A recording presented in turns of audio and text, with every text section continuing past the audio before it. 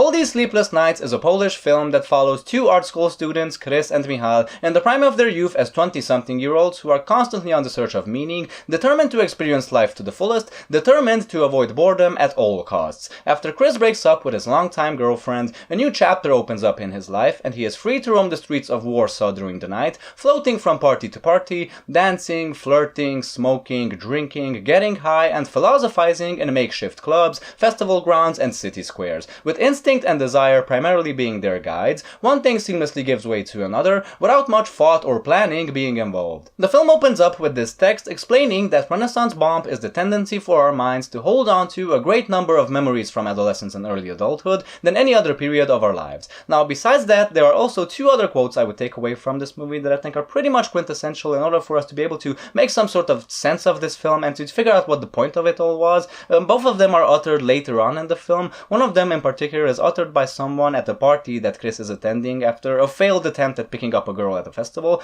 Another girl at the same party says that so much was supposed to happen and nothing happened. And later on, while talking to a couple on what appears to be the college campus, Chris says that I've been collecting these moments, but in a very random way. I don't have time to organize them, let alone act on them. I'm worried that they will go to waste, but on the other hand, this phase is so appealing in itself. I'm afraid I'll drown in the present. I won't have time to put it to use. While the girl constantly keeps interrupting him because she is hearing a pop song in the background about which she can't figure out what language the singer is singing in.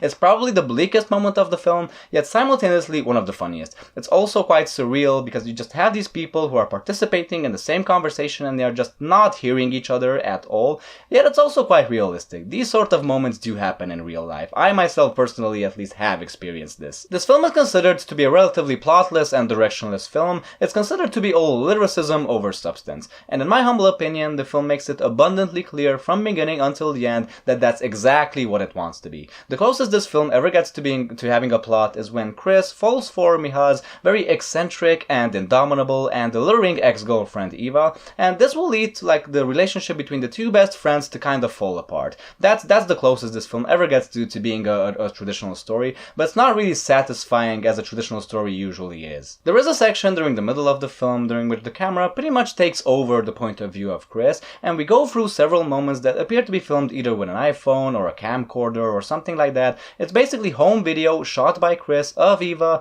either dancing around naked in his apartment or looking seductively into the camera, with the two of them caressing and stuff like that, couple stuff. And the thing is that it's simultaneously, I think, the most intimate as well as the most exhibitionist part of the film. I think it's simultaneously the most genuine part, at least on an emotional level, but it's also the most artificial. There has been debate about this film and about to what extent this is actually a documentary, if it is one at all. From what I understand, the main characters are played by either amateurs or possibly non-actors. They're definitely playing themselves, that's for sure. They're even using their own names as characters in the film. The people in the background and all of the extras are most probably real people. I noticed during several moments that they're looking into the camera. What's abundantly clear is that they are all performing for the camera. Now, to what extent they have actually been directed by the director or were left more to behave and to talk and to react as themselves, I honestly don't know. The whole film is like that. This is the ultimate portrait film, which really, your enjoyment of it completely depends on whether or not you're able to relate to these characters, be able to relate to the essence of these characters, because that's pretty much all you got. And I don't think the film is asking for much, honestly, because pretty much I think most people who have made it at least until their mid-20s, which is the age I am now, for example, we have been through this thing before. I mean, we've all been dumbfounded by something seemingly so stable as a long relationship ending abruptly and unexpectedly. We have been wasted and we have philosophized about life's meaningfulness as well as meaninglessness. We have lied to ourselves about the fact that loneliness doesn't terrify us. I could completely relate to several scenarios Chris goes through during the film, like how it is to be completely rejected and ignored by a girl who just seconds ago seemed to be really into you,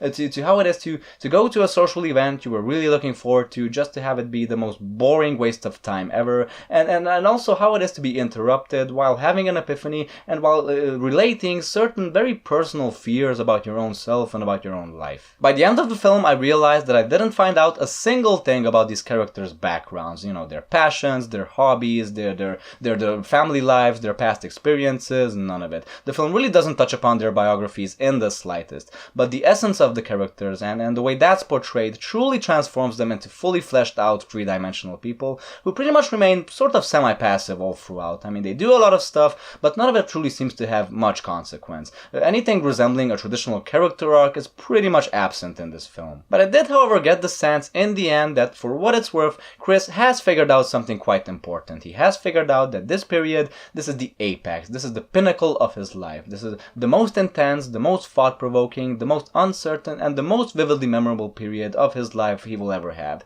And that's pretty important. I think he might never figure out how to put his time to use, but he sure as hell will never stop trying. And whether that means dancing in the middle of the streets, my god, there's a lot of dancing in this fucking film, or complimenting and singing to random people in a bodysuit in the middle of the park during the day. Yes, there is that scene in the film. It's more towards the end, and it's quite marvelous, let me tell you. The last thing I want to mention, and it's something I have to mention, that this film is all about the partying, and it's all about being visually absolutely gorgeous. I truly think that the cinematography is the hero of this film. I'm not a big party person, and I'm not a big fan of electronic dance music, but these scenes with the parties are absolutely fucking breathtaking. I mean, it really made me, during certain moments, want to truly bust a groove.